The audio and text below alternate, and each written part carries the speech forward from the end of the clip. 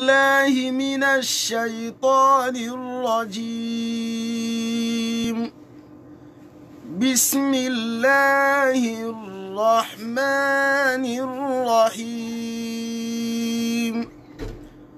قل هذه سبيلي أدعو إلى الله على بصيرة أنا ومن اتبعني وسبحان الله وما أنا من المشركين. أعوذ بالله من الشيطان الرجيم. بسم الله الرحمن الرحيم. ثم الصلاة والسلام على المبعوث رحمة للعالمين سيدنا ومولانا محمد صلى الله عليه وسلم وعلى آله وأصحابه ومن سلك مسلكه ونجى منهجه إلى يوم الدين وبعد. adúpẹ́ lọ sí ọ̀dọ̀ Ọlọ́run. Alhamdulillah. Ọlọ́run ọba tí ó ṣe wá ní mùsùlùmí òun náà lọ́ba tí a dúpẹ́ fún. À ń tọrọ àlékún ìkẹ́ àti ìgẹ̀ fún aṣọ́jà Ànábì wa Muhammad sallallahu alaihi wasallam. Ìkẹ́ Ọlọ́run kó máa bá Ànábì àti àwọn ará ilé àti sàhábà rẹ̀ àti gbogbo àwọn mùsùlùmí tí à ń tẹ̀lé ojú pọ̀nà tí Ànábì wa sallallahu alaihi wasallam tó filẹ̀ tí ó fìdí ọtí tẹ́ pé la yanfa'u fihi malun wala banun. Owó àtọmọ kò ní ṣàǹfààní àfẹn tó bá pàdé Ọlọ́run ọba àlékọ́lá pẹ̀lú ọkàn tó là kúrò níbi ẹbọ ṣíṣe àti ìwà nifaq. À ń fi àna Ọlọ́run bẹ̀ lọ́n àdàwó tí yóò bá wa tá a fi ní àṣẹ Islam Ọlọ́run má jẹ́ kí ó ṣẹlẹ̀ sẹ́ni kọ̀ọ̀kan wa. Àmín. Eléyìí ni ètò yẹtò wa Al-Basira èyí tí mọ́rísí gbẹ̀nì kọ̀ọ̀kan wa láti iléeṣẹ́ amútajérò 92.5 FM tọ́kalẹ̀ sí Kọ́lápọ̀ Ìṣọ̀lá Estate ní ìlú Ìbàdàn. Gbogbo àwọn tọ́lọ́ ń lò sábà bíi mímọ́ gbọ́ wa báyìí Ọlọ́run balẹ̀kọ́lá má jẹ́ kọ́rọ̀ wọn dàrú o. Àmín. So pẹ̀lú yọ̀ǹda tọ́lọ́run láti ọjọ́ mẹ́jọ lọ so ó lè ṣeéṣe kó jẹ́ pé láti aago mẹ́jọ àbọ̀ òun ni a ti máa bẹ̀rẹ̀ tí ó fi di aago mẹ́sàn-án àbọ̀. Àwọn yẹn ti má bàa pé ká sọ di wákàtí kan. So àwọn kan náà ni wọ́n ó tún máa dá sí nǹkan yìí àfààní Ọlọ́run bẹ̀ lọ́n kì í jẹ́ pé dídá sí yìí tí ì pé ṣùgbọ́n anágbèlè pé kó tó di ọjọ́ mẹ́jọ wákàtí kan gbáko òun náà máa lò láti aago mẹ́jọ tí ó fi di aago mẹ́sàn-án àbọ̀. Gbogbo àwọn tọ́lọ́run ló ń sábà bíbẹ̀ Ọlọ́run balẹ̀kọ́lá má jẹ́ kọ́rọ̀ wọn dàrú o. Wọlá àjọ kan so rẹ wọlá gbólóhùn la ilaha illallah. Ṣùgbọ́n kan náà gbogbo àwọn olùgbọ́ wa pátá gbogbo ibi tí kálukú wa tá a ti ń gbọ́ wa àtàwọn tá à ń wò wá lórí ẹ̀rọ Facebook báyìí Ọlọ́run má jẹ́ kọ́rọ̀ nìkankan náà dàrú o. La hawla wala quwwata illa billahil azim. Gẹ́gẹ́ bá a ti ń sọ fún wa nípa ìta ń pè ní al-bid'atu àdàdálẹ̀ wa adraruha àtàwọn aburú tí ń bẹ ń bẹ ìnira téèyàn ò rí ibi bídíà aburú rẹ̀. So a ti ṣe part 1 lọ ní ìjẹjọ. A ti sọ fún wa pé Ọlọ́run ló lè mọ iye ìgbà tí yóò gbà lọ́wọ́ wa. Akálàṣe tí iléyá bá kú bí ọ̀sẹ̀ kan a rọra stọ́ọ̀pù láti lè fi ṣàlàyé ọ̀rọ̀ iléyá. Bí iléyá bá ti tán a tó padà sínú àlàyé lórí ọ̀rọ̀ àdàdálẹ̀ torí bí ẹbọ ṣe fẹnú òní bídíà náà ṣe bẹ fẹnú. So ọ̀pọ̀lọpọ̀ ní tí a ń pè ní bídíà òní téèyàn máa ṣe tí ọmọ rò parẹ́ ẹ̀sìn ni tí ọmọ rò pé wọn ò rí wa ládá wájú Ọlọ́run ṣùgbọ́n gbọ́ bá padà yá ọ̀rọ̀ rẹ̀ ó dàbí à ń pé náà ni. So à ń pé náà ẹni tí bá ń lọ́nu pápá tó bá ń rí kí lórúkọ rẹ̀ lọ́ọ̀kan omi tí ń wò lọ́ọ̀kan báyìí nínú pápá lọ́sàn-án gan ọ̀kan rẹ̀ ó ti balẹ̀ pé bó ma ti débẹ̀ báyìí kó wọn ṣe kí ni o kó wọn máa bomi mu ṣùgbọ́n ẹ bá débẹ̀ báyìí òfo lásán ni ọba yóò rí pé kì í sómi lọ́wọ́ à ń bẹ̀ oorun lọ dàbí ẹni pé nǹkan wà lọ́ọ̀kan. So à ń pè é nánu Ọlọ́run má sọ̀rọ̀ tiwa bẹ́ẹ̀ o. So Ọlọ́run má sọ̀rọ̀ tiwa bẹ́ẹ̀ o. Àti wá sọ yìí pé bídíà tí ó kó ìtumọ̀ méjì sínú èyí tó jẹ́ wípé àdàdálẹ̀ tí ò sí lójú ayé Ànábì wa Muhammad sallallahu alaihi wasallam tánàbí ó recommend fún wa kéèyàn wá fẹ́ fi ṣẹ̀sìn a ní nǹkan tá à ń pè ní bídíà ni. Aló tó wá lè mú nǹkan tó jẹ́ wípé wọ́n ṣe lójú ayé Ànábì ṣùgbọ́n bí ìgbà téèyàn ti pátì kẹ́nìkan wá tó wá jí nǹkan yẹn padà láfi fi ọ̀rọ̀ asámú so ti yé báyìí tí Umar ibn Khattab láfi fi ṣe àpèjúwe fún wa níjẹjọ. So ìpè méjèèjì yìí wá ní àwọn àfáà wá ní kí ni ìdájọ́ bídíà pẹ̀lú ìpè méjèèjì ká tẹ̀ sọ pé òkè ìta rẹ́rìí rẹ̀ táwọn èèyàn ti gbàgbé pé súnà táwọn èèyàn ti gbàgbé náà nìkan wá tají ẹ rí i pé bí ìgbà tí nǹkan yẹn tuntun ni ṣùgbọ́n eléyàn yóò máa jẹ́ alibidi atu alimahmuda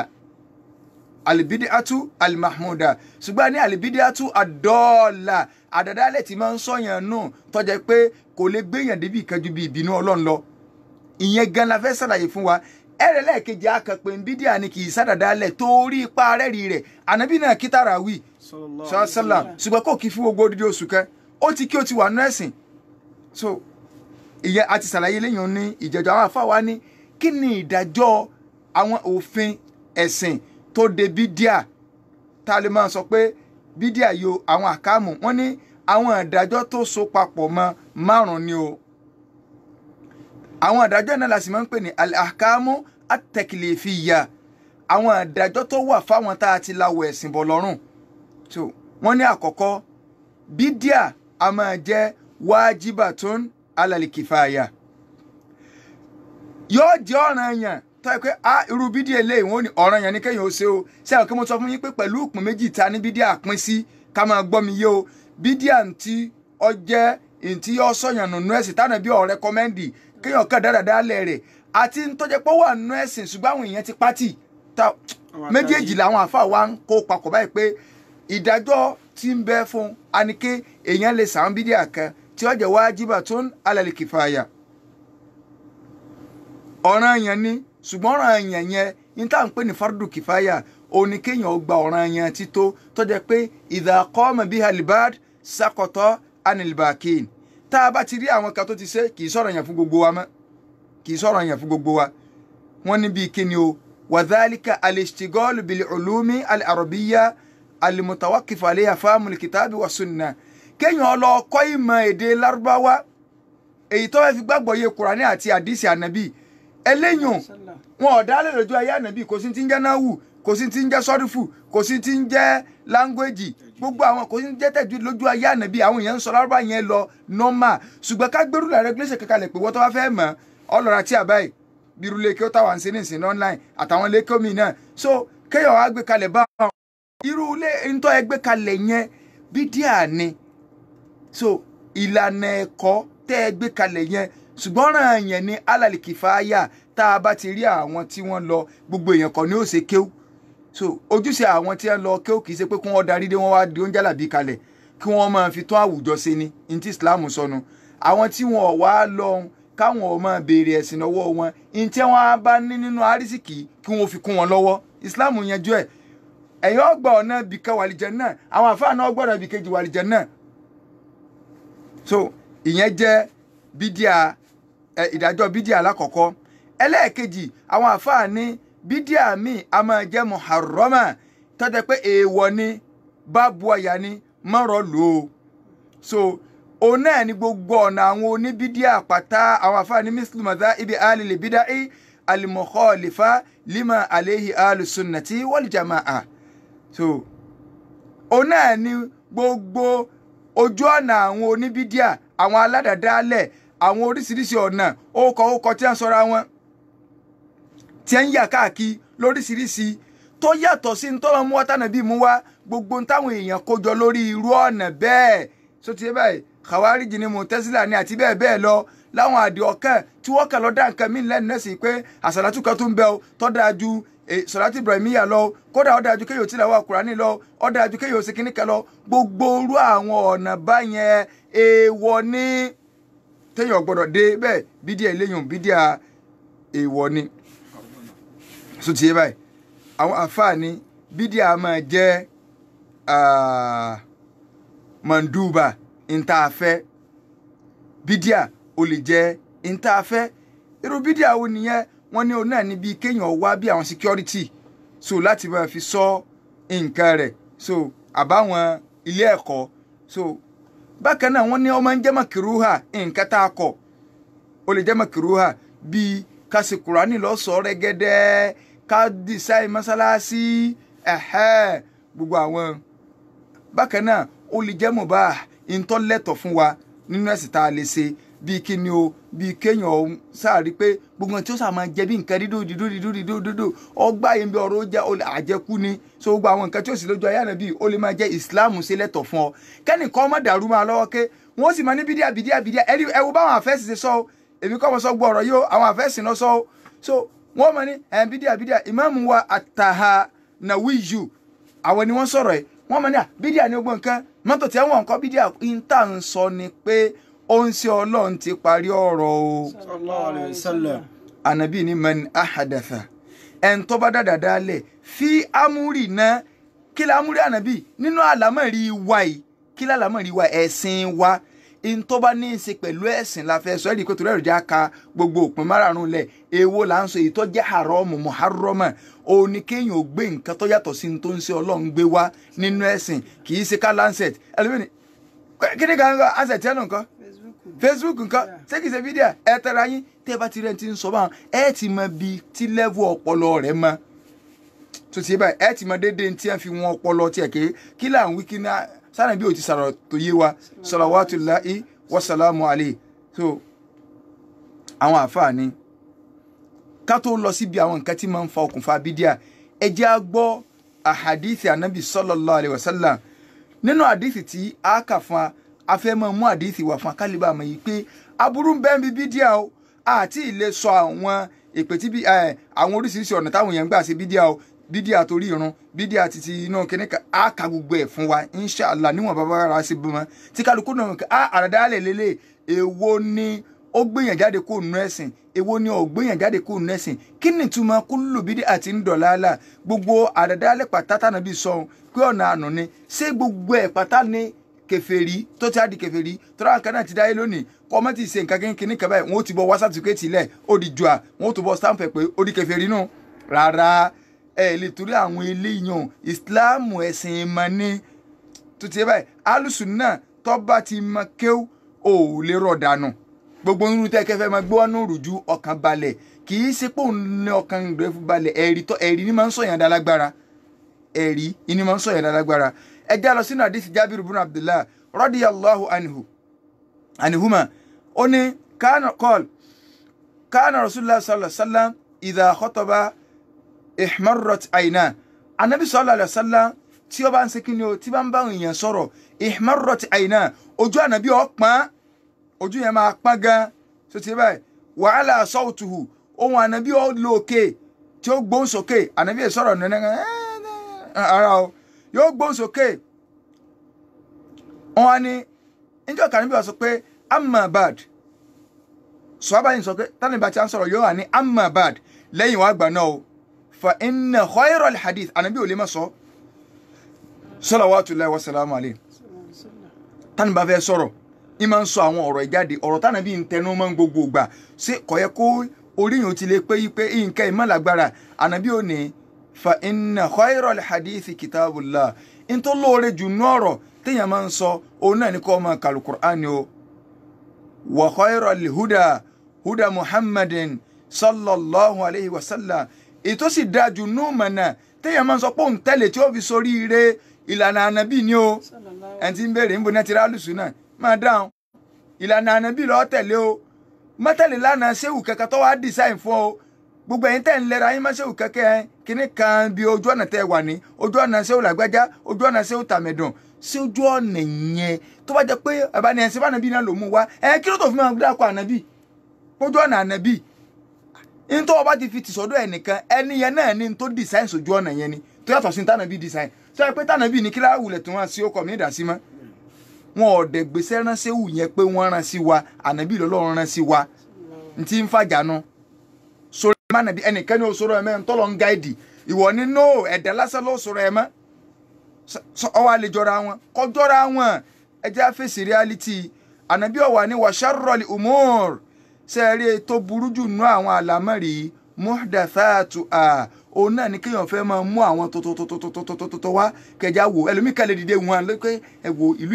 ìtì ó ti tutù jù àwọn èèyàn tí ẹ mọ̀ kí mùsùlùmí bẹ́ẹ̀ nù lù ẹja máa kó bàndìrì bọ́ta lára ọjọ́ Friday ká máa ṣe la ilaha illallah uwa gbà wọn à máa lu kíní káàkiri àwọn èèyàn fi lè mọ̀ ànábì ní gbogbo tó òun gan la burú jù torí kò sí Ìmáàmù Malik alayhi rahmatullah wọn ní ìgbẹ̀yìn àlèhùnmọ̀ yìí ìyàn àwa tá a wà lẹ́yìn báyìí bàbá ní kò lè dáa láéláé àfi tó tún àwọn ẹni àkọ́kọ́ ṣe in táwọn sàbẹ̀lò tí ẹ fi tún ayé ṣe òun in làwọn ìgbẹ̀yìn náà gbọ́dọ̀ lò tí wọ́n fi tún ayé ṣe Imam Maliki ló sọ bẹ́ẹ̀ rahimahullah á sì la tẹ̀lé Maliki ẹ wá béèrè pé sáwọn tàná ṣẹ̀ṣẹ̀ lùlù káàkiri àdúgbò kan tó mọ̀ pé Islam exist ṣẹ̀ṣẹ̀ kóra wọn jọ́ọ̀bì kan wọ́n ṣẹ̀ máa pariwo léra lórí pé hu kó tó di pé a mọ̀ gbogbo ànábì ní wa sharrul umur gbogbo tó bá ti ń èyí tó burú jù náà àwọn àlámọ̀rí òun náà ni muhdathatuha kéèyàn fẹ́ máa mú tuntun kọ́ fẹ́ máa mú wá ànábì wa ni wa kullu bid'atin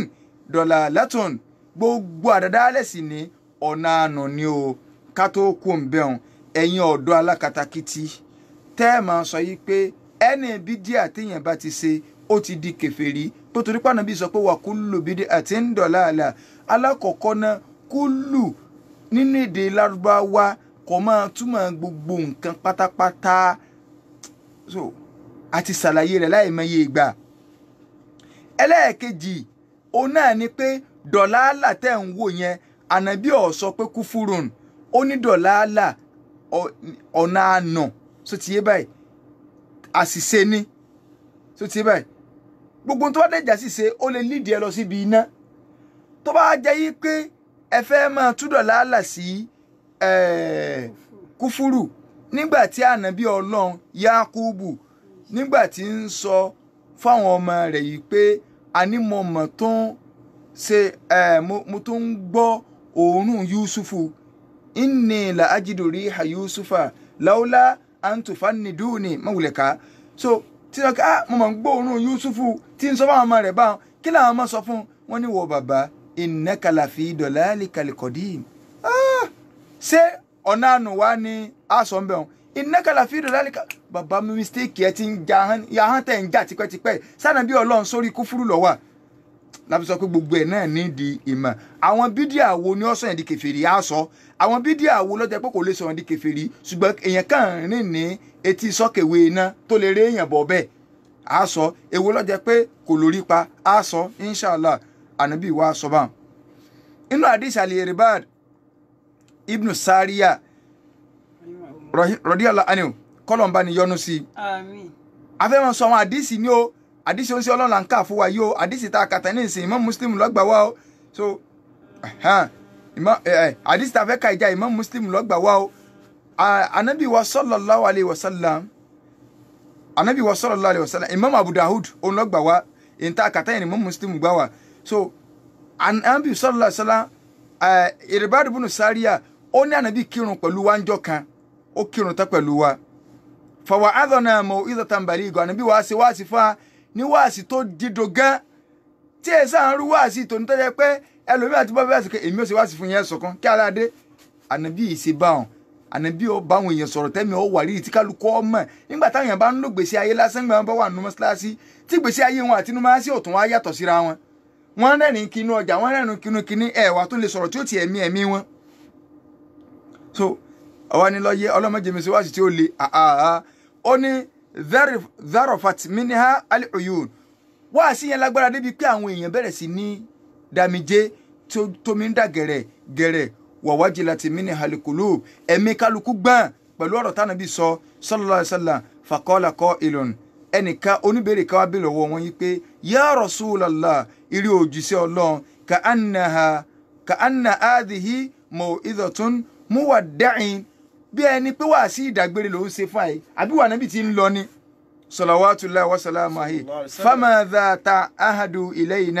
ta'ahadu ilayna ìwà nábì àdéhùn olóòṣè fọ́dà rẹ̀ ń pò tí ń lọ báyìí kí làwọn àsọ́lẹ̀ tó sọ fún wa tá a lè gbámú tá a lè máa fi ṣègbésí ayé wa ànábì ní usikum bitaqwallahi azza wa jal mọ̀ ń sàsọ́lẹ̀ pé àsọ́lẹ̀ tí mo fẹ́ sọ fún yín náà ni pé ẹ bẹ̀rù ọlọ́run ẹ páyọ̀ ọlọ́run ní kọ̀kọ̀ àti ní gbagba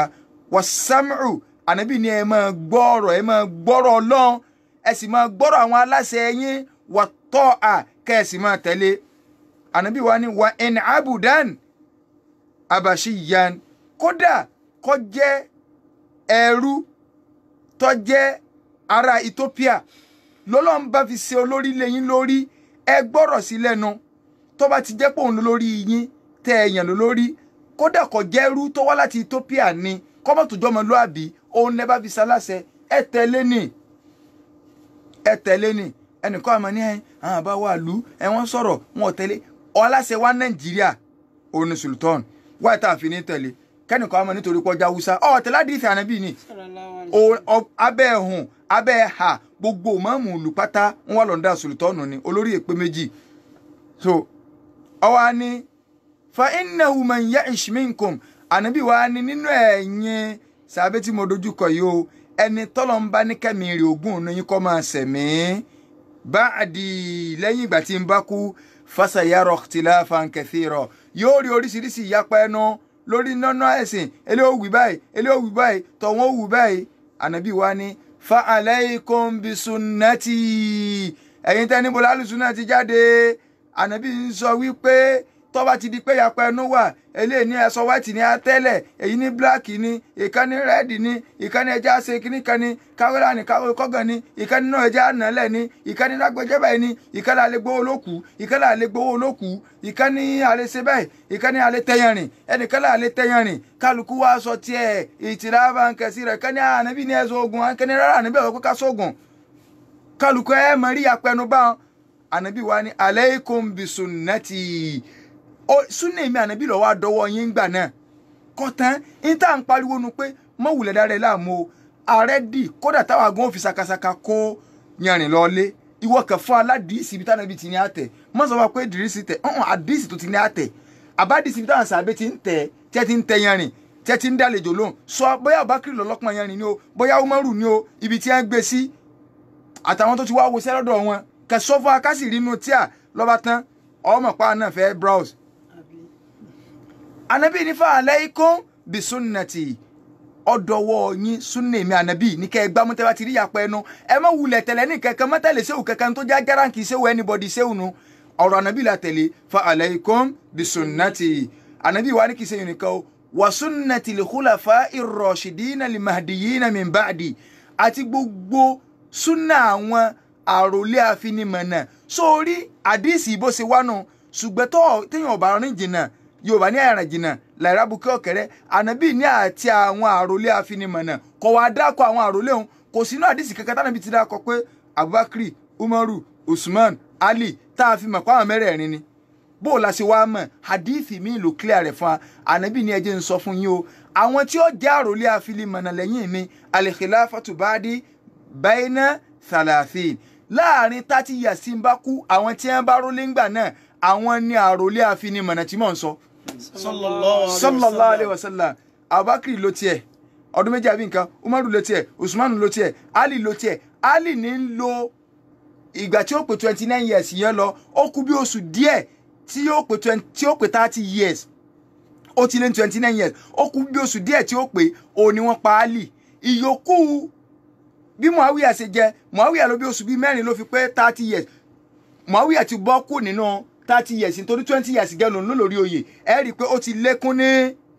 30 years ìyẹn ni wọn ò fi ka Muawiya mọ́nú àwọn àròlé àfinimọ̀nà ṣùgbọ́n sáàbí pàtàkì ni àmọ́ kò sí nínú àwọn khulafa urashidun ẹ wo ń ṣe Ọlọ́run bó ṣe sọ̀rọ̀ kalẹ̀ àṣekéyàn lè bá a mọ̀ pé àwọn mẹ́rẹ̀ẹ̀rin náà ni bó o lẹ́sẹ̀ afẹ́ mú sáàbí lọ́tà so ànábì lọ́dọ̀wọ́ yín ìtàn mẹ́rẹ̀ẹ̀rin yẹn bá ṣe ara ẹ̀sìn ni kódà kémi ànábì ọmọ ṣe èmi mo fún ọ ní sàtúkẹ́tì ṣẹṣẹ́ wù tí wọ́n ní àtẹ̀lé àdálẹ̀ tó mú wá Abubakar ṣe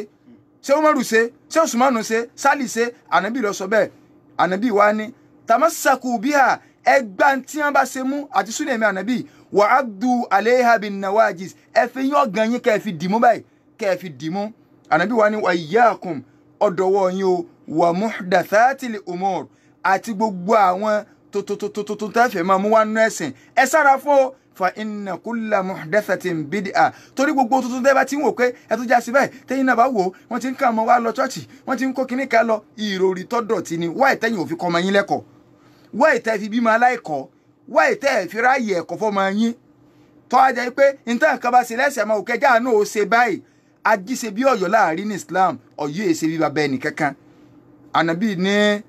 fa inna kulla muhdathatin bid'a wa kulla bid'atin dalalah gbogbo àdádálẹ̀ sì ni ọ̀nà àná ni kò lè mú yàn débi kan téèyàn wà fi rẹ́rìn kan gbogbo tí wọ́n ń pè ládàádálẹ̀ kò lè mú yàn débi kan téèyàn ó fi rẹ́rìn kan so inshallah a sọ wa pé láti jọ́ mẹ́jọ lọ n tó súnmọ́ jù náà ni pé ká máa bẹ̀rẹ̀ ní 8:30 ká máa parí 9:30 àwọn èèyàn ti ní ká extend rẹ̀ dé 1 hour àwọn èyí tí ń fẹ́ dá sí ṣùgbọ́n kò tí ì pé tán àmọ́ bí ní lẹ́yìn tó súnmọ́ ni pé kó tó di ọjọ́ mẹ́jọ so yóò ti pé tá a sì lè máa lo 1 hour kálíbà máa gbádùn ara wa dáadáa àfààní Ọlọ́run bẹ lọ́n èyí tí a gbọ́ ìkọlọ́mọ́ sí ìbàlẹ̀jọ àbúrú fa láàrin ìṣẹ́jú bíi méjì tó kù 08121 02 4846 081 21 24 46 081 21 02 4846 òun ni nọ́mbà tí abárí ẹni tó bá ní ìbéèrè 081 21 02 4846 òun ni nọ́mbà tí a pèsè a fi àánú Ọlọ́run bẹ̀lọ́n àdáwò tí yóò jẹ́ ká fi Qur'an àfààní kúbù hanlima nabadhali Qur'an wàrà. Naam, hello. Wa alaikum salam. Àmín. Naam. Ẹ jọ̀ọ́ kí ni ìyàtọ̀ nínú màmúláàtì àti bíbí àtẹ ní ó jẹ́ pé kí ni àlàyé nípa màmúláàtì tí ló ti ṣe pẹ̀lú bíbí àtẹ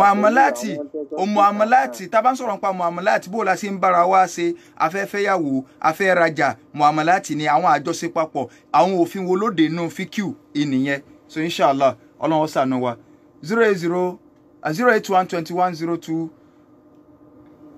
4846 òní nọ́mbà tí a pèsè 081 21 02 4846 so ká má gbé Kùránì wá sí ẹ̀yìn ká fi máa gbèsè ayé hàn Kùránì là á gbé síwájú oní ọmọ lídìí wa káàkiri hello. ọjà ni òkè sáwà lájà o so 081 21 02 4846 hello. Wa alaikum salam. Ẹ jọ̀ọ́ ìyàwó ni Islam kọ sí ká máa distance ara wa tá bá fẹ́ kírun. A ti sọ lórí ètò kò sá burú pẹ̀lú tí ń ṣẹlẹ̀ lọ́wọ́lọ́wọ́ ẹ̀ so ká distance ara wa so àwọn àfáà sọ pé kò sá burú mẹ́ kọ́lọ̀ nǹkan ṣàánú wa náà. Pẹ̀lú ògo tọ́lọ́run prógámù wa ó tún di ọjọ́ mẹ́jọ bóyá ní 8:30 òun náà ni a bẹ̀rẹ̀ lálẹ́ tòní àwa tí a jọ wà ní inú ilé agbára àfáwà Duranlai mọ́jọ́bàjẹ́ àfáwà Tirmidhi Abdulsalam Al-Aswadi ẹni tó ń sọ̀rọ̀ Sulaiman Ibrahim Abu Ibrahim Esauke wassalamu alaikum wa rahmatullahi wa barakatuhu.